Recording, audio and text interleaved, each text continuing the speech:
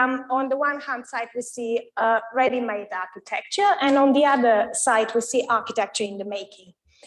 So the critical version, the critical approach to architecture is presented on the left-hand side, ready-made architecture. And the critical approach, in a way, tries to find out what's behind this stable, static product of architecture, like the static cold face that we see on on the right-hand side.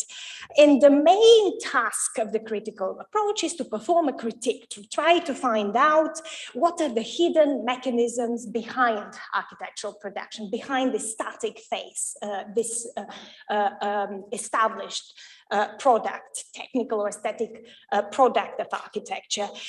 Try and explain also the subjective experiences of different participants in architecture making by looking at the objective structures in which they're placed, social or economic structures. So basically human experience is explained with objective structures, with social, economic, and political structures that are behind human experience.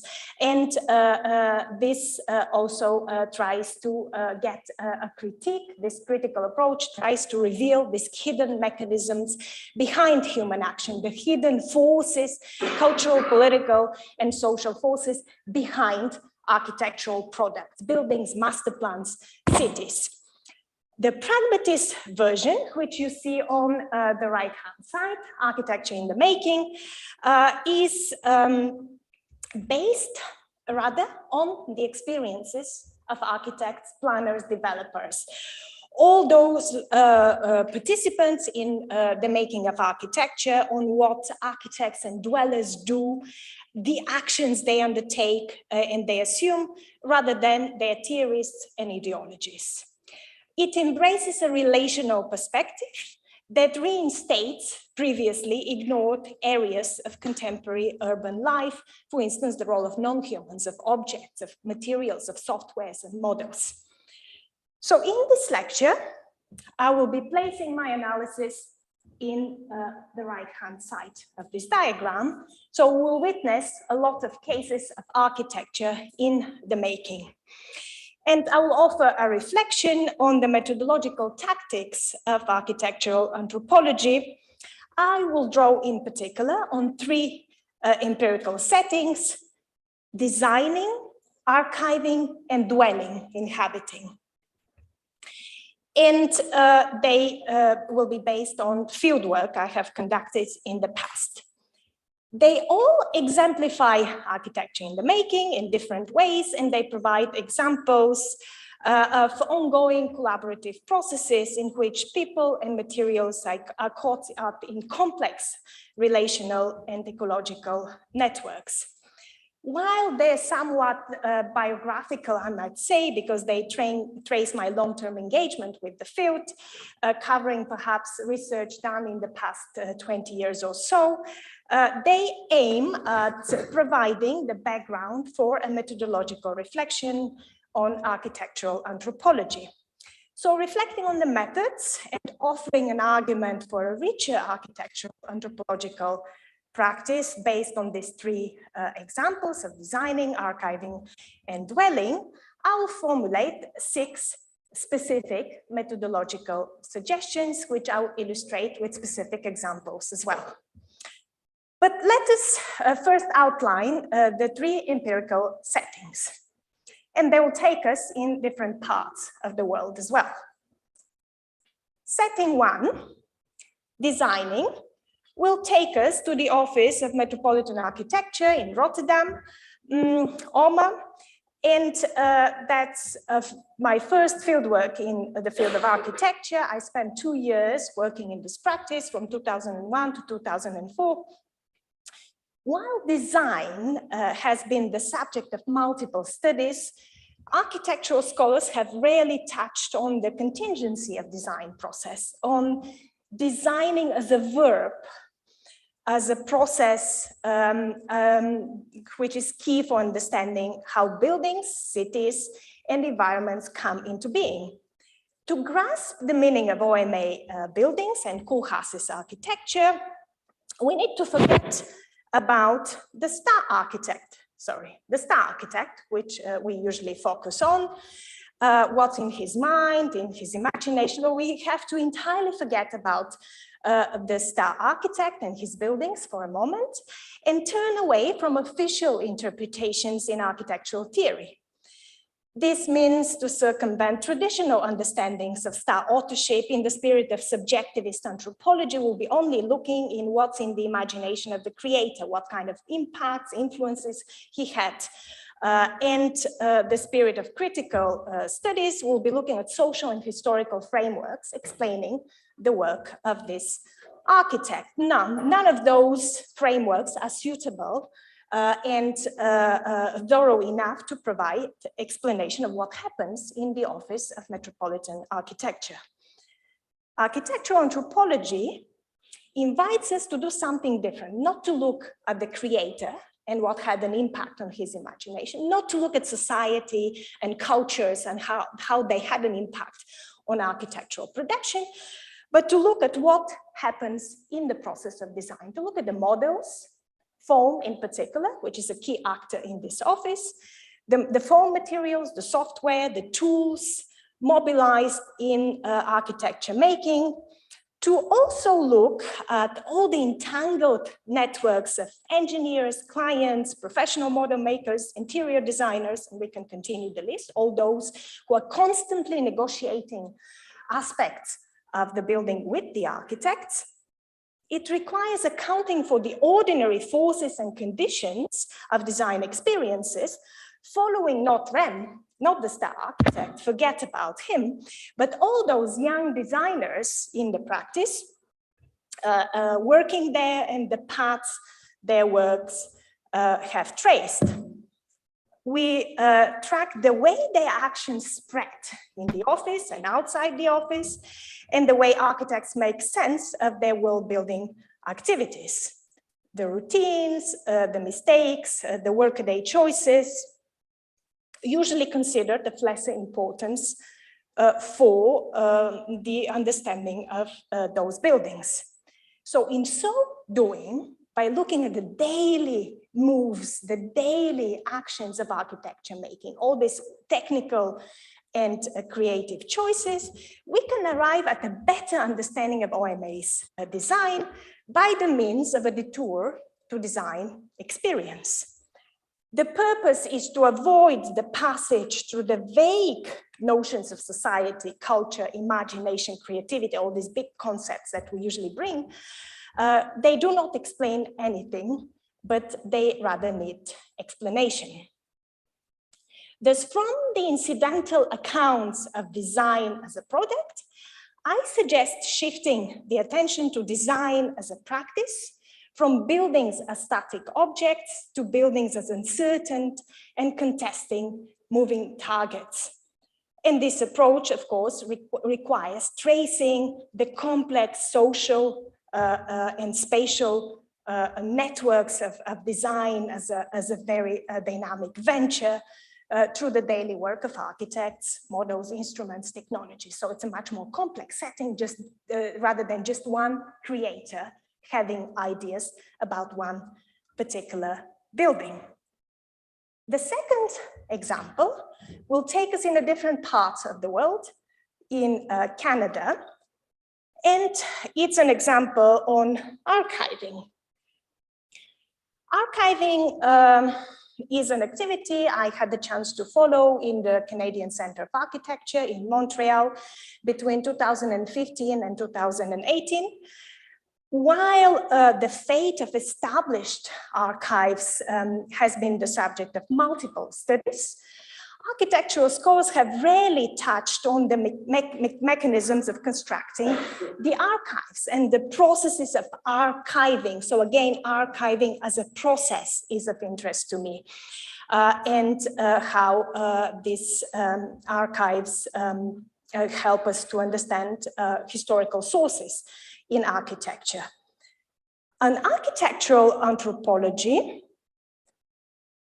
of archiving aims at understanding how mundane architectural objects become archival by scrutinizing the specific mechanisms of production of archives in design practice, how an object, a sketch, a model in design practice is then collected, stored, numbered, and become parts of an archive. These practices of archive making are closely connected to the practices of designing. We trace how architectural archives are assessed and assembled. You have here Alvaro Siza, for instance, who has kept a very meticulous archive for 3-4 decades in his practice, and we can see a brilliant example of how designing is closely connected to the mechanisms of construction of archiving. We also witness how these archives are assembled and also reflect the nature of design as a collective and heterogeneous social process. We examine the situated and local practices of arranging, selecting objects, cataloging, numbering all those objects, but also taking care of the objects, preserving, repairing, and maintaining those objects, and how they all happen to produce larger structuring effects in collections. To do this, the architectural anthropologist in this particular setting, in the setting of archiving, circumvents again traditional understanding of style authorship, placing the architect or perhaps the key curator in the limelight of history, and rather follows the myriad of actions and small activities of this range of different actors. So it's not just about an architect deciding to create an archive, and it's not just about the curator curating and keeping this archive, but it's a myriad of other actors that we can see on the ground. Archivists, digital archivists, technicians, librarians, register people, museum technicians, but also instruments, microscopes, solvents, digital files, and codes. And tracing, archiving, and it's important to look at their activities and what they do to be able to trace archiving in its mundane and practical course. So following archiving and its web of moves is a way to access the specificity of the current conditions of architecture making. Thus, from the incidental accounts of archives as sources, I shifted the attention to archives as practices, from collections as sites of enduring historical evidence to collections as sites of epistemological reshuffle. An architectural anthropology of archiving requires tracing carefully and slowly the work of both human and non-human participants in this process, and paying attention to the various sites of knowledge, production, and care that allow us to understand what architectural archiving is. The third setting is the one of dwelling or inhabiting. It takes us to the National Graphene Institute in Manchester, a building on the campus of Manchester University, where I work, and which I studied between 2017 and 2019. Dwelling is understood here as the process of active appropriation of space, of settling in, transforming, appropriating, adjusting, and living with the different materiality and programs of a building. So dwelling is, I would say, the processual version of the functionalist concept of use. Use is static. Use is like the static phase we have seen on the left-hand side, and dwelling is like the right-hand side part of the diagram, moving and process-based. It is the activity of world-making through active participation in the shaping of material form through inhabitation. So while science buildings have been largely explored in the past 3 decades, existing research focused either on the technical side of labs, like studies of efficient and sustainable design, or the human interface, studies of communication or identities of scientists. Yet how technical and human aspects tangle in everyday lab dwelling remains largely unexplored, and that's what I wanted to do from an anthropological perspective. So an anthropology of dwelling, again, circumvents this traditional understanding of users and blatant functionalist post-occupancy accounts that place architects and clients in the limelight. It rather looks at the performativity of buildings. It follows simultaneously the design infrastructure that makes a science lab possible, the gray rooms, the facility rooms, the utility blocks, the workshops, the mechanical spaces, and the way they're being serviced. So all this flexible infrastructure that we understand as architects, and simultaneously the human experiences that are being afforded and facilitated by this infrastructure. So the purpose is to grasp the quality and the variability of the experience of different lab users, lab dwellers that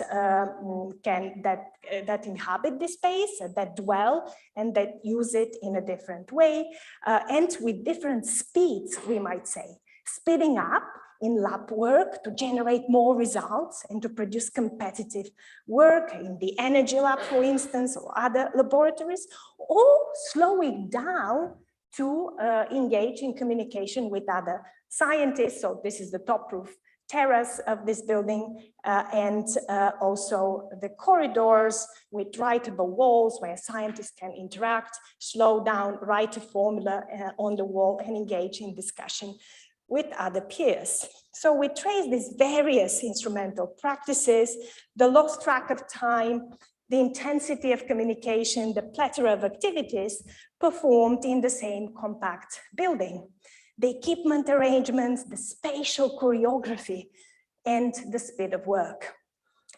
Thus, from the incidental accounts of users, I suggest shifting the attention to using as a process, inhabiting, dwelling as a process, a spatial practice, as a key for understanding buildings, and in this particular case, this new generation of 21st century science labs. An architectural anthropology of dwelling requires tracing the spatial practices and daily work of a range of participants that are commonly excluded from the studies of science design. Lab technicians like Chris, who has never been interviewed in his life, and other actors, facility managers, gas rooms and storage room technicians, house attendants and porters, along with apparatuses, gas flows, cylinders, and nanoparticles that all take part in scientific production. In all these three settings, we witness how architecture is far from being the projective surface of society, culture, or political forces and factors. But we rather follow very actively its networks of practice. Architectural anthropology inquires into the current conditions of life in the world we inhabit and recognizes all those participants in architecture, making, and dwelling. Moreover, it acknowledges the unsung heroes, all these heroes that are usually unseen, invisible. In OMA, for instance, we have seen the young designers, the foam and the foam cutter, and they're usually invisible in accounts about OMA's groundbreaking designs. In the CCA, the Canadian Centre of Architecture, we have seen conservators, technicians, catalogers, solvents, and moldy drawings, which again remain invisible in all the accounts we draw on the activities of the Canadian Centre of Architecture. And in the nanoscience building in Manchester, we have seen lab technicians, gas cylinders, and facility managers, which usually remain invisible as well. We only talk about the scientists, and it's a Nobel laureate, and designers designing science buildings. Thus, we see that architectural anthropology accounts all sorts of practical work contributing to the making of knowledge. In all these three cases, designing, archiving, or dwelling are not ways of establishing some kind of stable knowledge, certain knowledge, but are active, ongoing processes of exploring, testing knowledge, repairing knowledge, conserving, and reappraising the architectural connections to objects, to the world, to the bodies of knowers. It is mediated, collected, and distributed, and the knowledge is continually reworked in the three cases we have witnessed. So, basing my findings and experience on these three cases, on these three empirical long field works and engagement with the field, I will offer 6 methodological suggestions. The first one is follow slowly and do not rush to explain architecture or any kind of architectural products.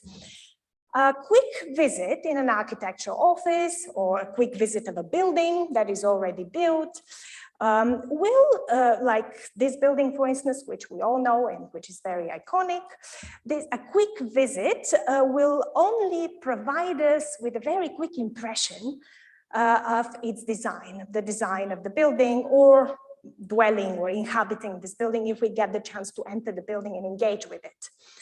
But we're just in a position, the epistemological position of a hasty sightseer. We're just tourists in the city and very quickly engage with the building. But we can hardly gain an experience of the building. So this very quick visit will result in a quick account based on bullet points, quick Google search, a quickly done number of pictures, for instance, to recollect the experience, and we will become hasty writers, also basing our writing on the basis of this quickly collected materials from the quick visits, and such a swift and quickly done account will be always partial and will inevitably limit any theory of the building. The interpretation will be limited and one-sided, we might say. So as hasty sightseers, we'll begin to replace the missing experience of this building with unrelated notions coming from the world of theory or larger frameworks of society and cultures. Yet, as architectural anthropologists, we can embrace another epistemological position. We can decide on another approach of getting to know this building. That's what epistemology is, how we know, how we get to know, to learn about what we want to uncover, a slow approach. A slow researcher can visit the site of designing or dwelling much more often, not just a quick visit, trying also to understand the specificity by experiencing the building, carefully keeping a diary, interviewing people, observing, engaging with flows of activities, movements, and gestures. So exploring a design practice or a building construction, for instance, a building site through repeated visits to slow engagement with the practice or the construction site, will be able to experience the various speeds and intensities of the processes unfolding there. The changing crowds of people, our own experience will be also extremely important. A flow of things and material changes will be there, and we will be experiencing them as well. Follow the moves of the foam, just focus on the foam, as Shiro is using the foam cutter automa and trying to reach to the new shape of a building to be. Slow down again and follow the tentative gestures of the conservator Karen performing a treatment of a moldy drawing, placing it then in a folder, adding a code on its way of becoming archival. Slow down again and follow the argon, this gas, as the gas runs through the systems of flows in this building, in the science building, reaching out to graphene work in the laboratories upstairs, and the moves of Chris follow his hand moves, trying to fix the system and evolve so that the flows of argon are there. Follow all these gestures very slowly, and you'll gradually gain experience about the activities of all those people engaged in designing, dwelling, or archiving. This will make out a completely different theory about designing, dwelling, and archiving. This is the rich experience. It is this rich experience of you being there and following those activities. This rich experience will form the core of a different type of interpretation. This is, I will argue, the only foundation for theory, and that's what this lecture series is about, Mind the Gap. How do we go from empirics to theory? So my answer to this question is gain experience about this, gain a rich experience, and this rich experience will become the foundation of a richer theory. Instead of explaining these settings with social forces, with economic factors or cultural frameworks, we simply witness these activities unfolding, and by so doing, we will gain an understanding of the architectural objects or processes in their own quality and relations, a much richer understanding. Second advice, chase up all known humans and trace the relations. It is impossible to understand and account for designing or dwelling in concreto, in its specifics, without tracing the paths and flows of a variety of known humans that are there. Materials, software, models, codes, regulations. So architectural anthropology gives speech to those known humans. In the architectural practice, it gives speech to the foam, to the cutter, in the archiving, to spatula, mold, dust, and in the science building to gases and infrastructure. So all these non-humans are part of the story as they convey action. They are not passive. They convey action. They pass action. They transfer action. It is through the sliding of action from subject to model to foam to drawing to potential spaces and objects that design happens. It doesn't happen in the mind of a human subject, and it doesn't happen in the model on its own. It's through this connection, through this passing of action, that design happens, that we can witness designing. There is neither simply an architect and a model, an archivist and a moldy drawing, a technician and an infrastructure flows. Instead, what we see is a chain of actions. The chain of actions is visible as the foam cutter that makes the architect bend and interact with the nebulous texture, versatile form. So it's neither the architect nor the form. It's this connection between architect bending and interacting with the versatile materiality of foam. Or the fishy smell of moldy drawing making the spatula of the conservator perform a treatment of the drawing. Or the invisible infrastructure of flows, water, and power running through the veins of a science building enacted by the technical operations of the gas room technician. Follow all these non-humans as they move back and forth between sites, and this will allow us to witness how a design product or an archive become knowable, visible, traceable, and how they work. Designing, dwelling, archiving emphasize the active and reciprocal nature of knowing, and in return influence how a building or a city is understood. Third suggestion, stay on the ground. Abandon the panoramic views, the panoramic ways of looking at a city. Forget about the Eiffel Tower viewing platform and everything that you can see from the top. You believe that Paris can be seen from up there, but it can't be seen. Forget about the office of Rem Koolhaas. You believe that OMA's design can be understood from up there, from the office of the star architect? No, it can't be seen from there. You thought that the picture you have taken from the galleries of the Canadian Centre of Architecture captured its archival collection, but it doesn't. We rarely witness a building or an archive or a city as a whole from a distance. It's a pragmatic absurdity to believe that we can see a building from a distance. So abandon all the sites where we can talk of these activities as a whole.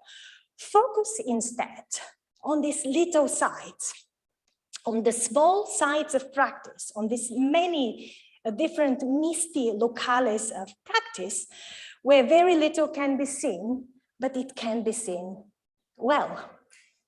Those sites, termed by Bruno Latour oligopticons, are fundamentally invisible. We rarely see them, the control room or the observation sites or documentary sites.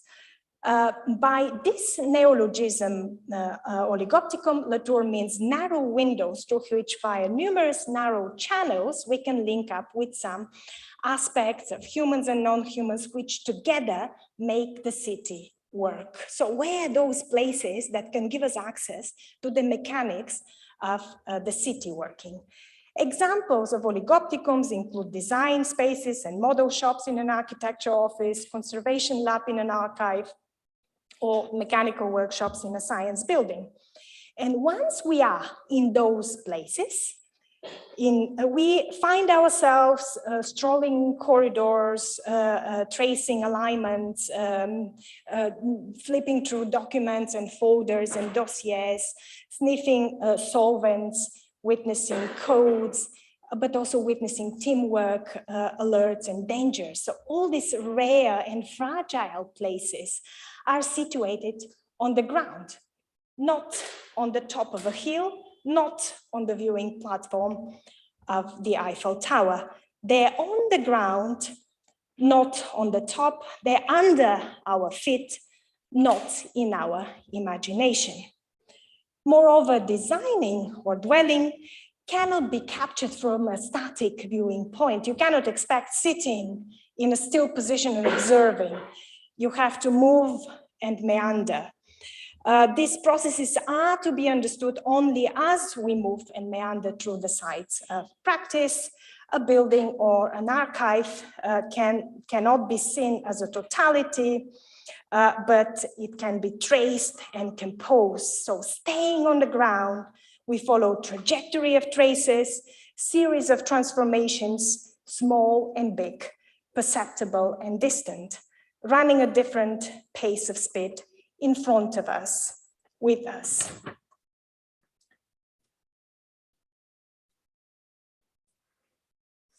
Fourth suggestion, visualize and amplify.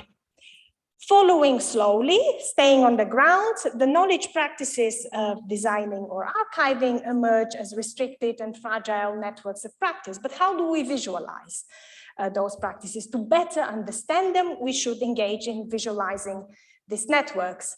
Practicing architectural anthropology, we begin to learn a great deal from the visual epistemologies of designers and their techniques of image production. Ethnographic images are usually look like this. Yeah, they only capture the density of an ethnographic of a culture, of a specific design practice that we document. And even if they document this practice in detail, they are not just illustrations, but they also contribute to the arguments we make. The epistemic style captures the density of local cultures, of practice, while questioning what truly matters to designers. Yet shifting the focus beyond the single site, just observing one architectural practice, we move towards different techniques to grasp figurational dimensions of collaborative networks. And rather than simply replacing traditional methods with their computational alternatives, we can use a variety of methods in combination. So for instance, this is a dynamic mapping that tries to capture relational dynamics connected to the London Olympics stadium design, the design process of the London Olympics in 2012. And such maps will allow us to witness the process of tracing, mapping, and diagramming. How in this process of tracing, mapping, and diagramming, we can see the constitution of an actor whose format and magnitude was not visible in a simple observation, in a simple site of practice. So these visuals can also inform and enrich and complete the other inquiries. The power of visual techniques we use lies down in their capacity to trace the heterogeneous constitution and dynamics of networks. To connect to our examples, it is clear that 2 years in an architectural practice or in an archive cannot simply be replaced with a complex figurational map, visualizing all connections of the practice with other practices or other actors outside the world of architecture. However, an understanding of such a practice could be much enhanced and complemented by a visualization that adequately situates it within a larger comprehensive network. Fifth suggestion, redescribe, redescribe, redescribe. Drawing on novelists like Calvino and literary theorists like Roland Barthes can also inspire architectural anthropologists to perfect their art of description.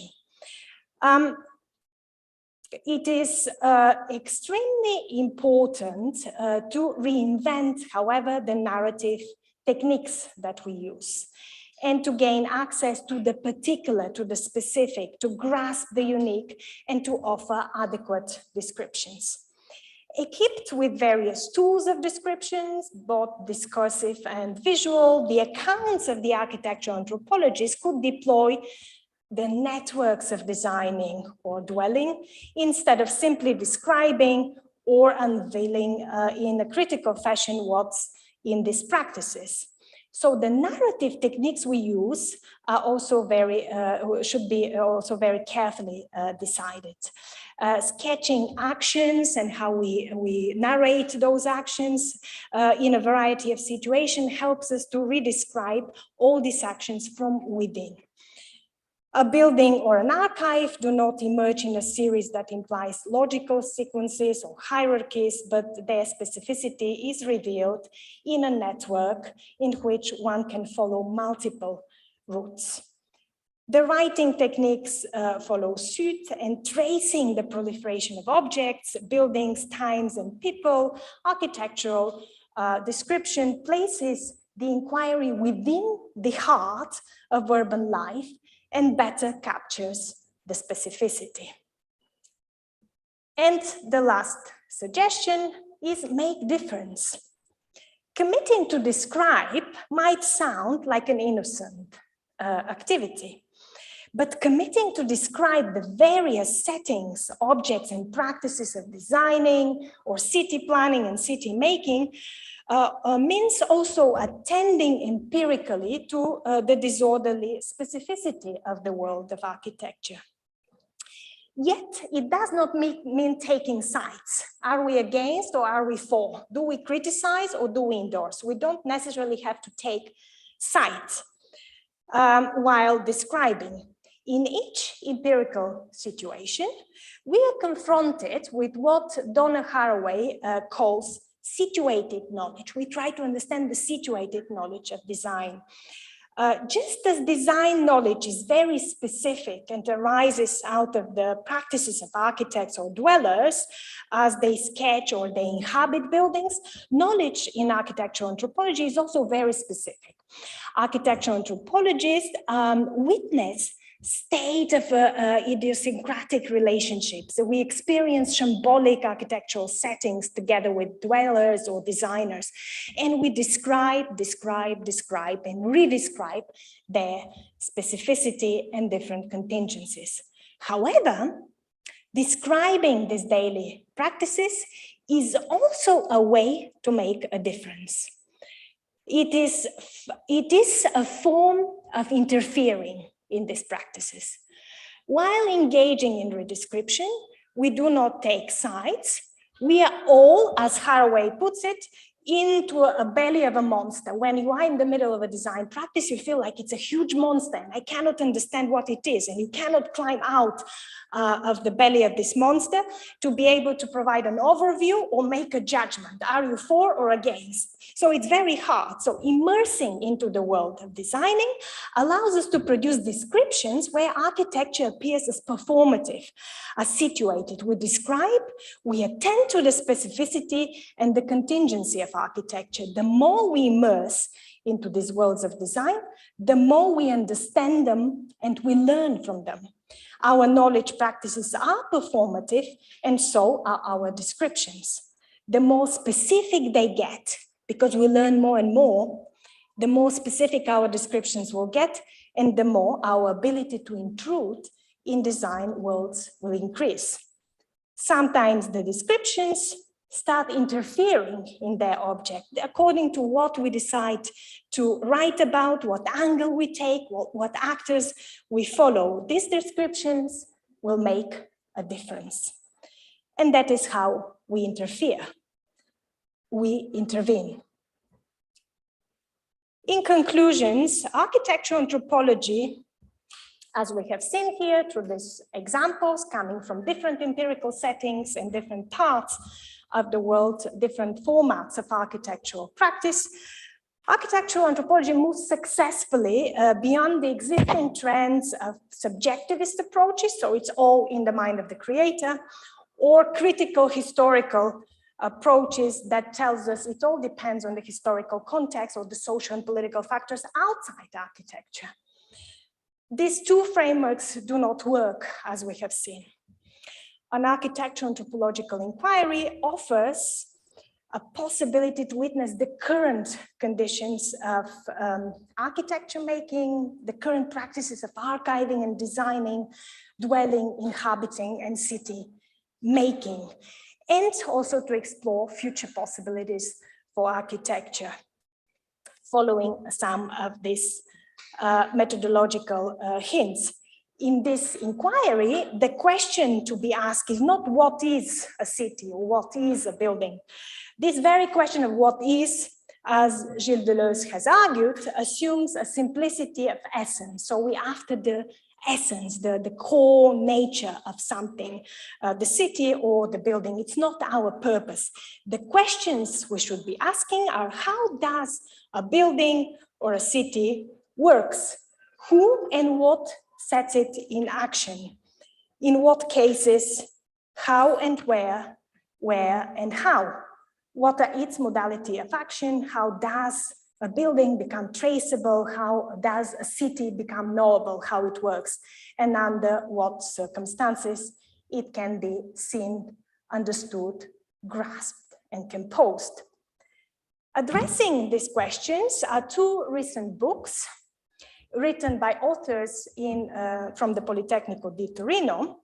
The first one, The Story of a Section, authored by Michele Bonino, Eduardo Bruno, Alessandro Armando, and Giovanni Dorbiano, offers a story that situates the analysis and the inquiry right in the belly of a huge monster, which is the complex design project for the Shugang oxygen factory in China. This book offers a highly original and fresh pragmatist analysis of architectural processes, of design, development, and construction practices from within.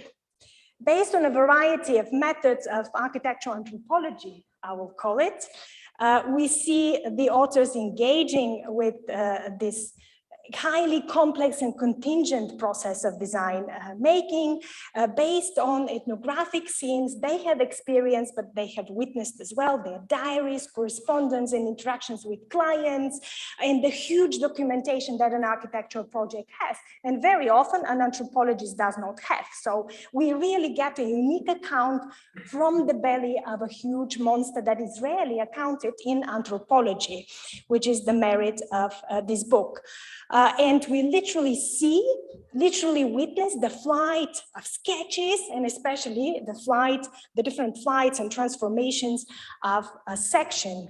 And that's why the book is titled The Story of a Section. It is a breathtaking analysis of designing as a process, as a verb, where architecture in the making is taken to a different analytical level. In another book titled The Detroit Great Game, Valeria Federici and Eduardo Bruno present a timely pedagogical experiment based on a pragmatist and very fresh, I would say, understanding of designing, and offer a much needed rethinking of contingency and the playful dimension of architectural pedagogy. This book offers unique insights and documentary exchange, unique insights on the complex negotiations of architects and the complex dialogues that precede decision-making, the documentary exchange and the contingencies, the promises, the contextual complexities of architecture making. So we are not in a static modus operandum here. We are very far from the static phase of Janus we saw at the very start of this lecture, but we're in a rather hectic and colorful way of experiencing architectural pedagogy. Its innovative graphics as well add to the powerful pedagogical argument made on designing. So in conclusion, this book offers an argument for a richer architectural anthropology, in addition to all the examples I have brought for other settings, other empirical stories that I have referred to, hopefully helps you to understand the richness and the novelty of this approach. Attending to the specificity of designing and city making as processes in practice and in architectural pedagogy, as we have seen with this recent books, accounting the local architectural orderings of the reality can also instigate a different thinking about design among practitioners. Thank you.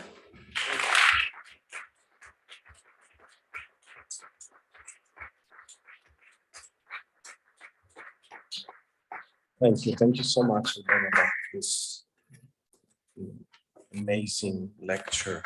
And I think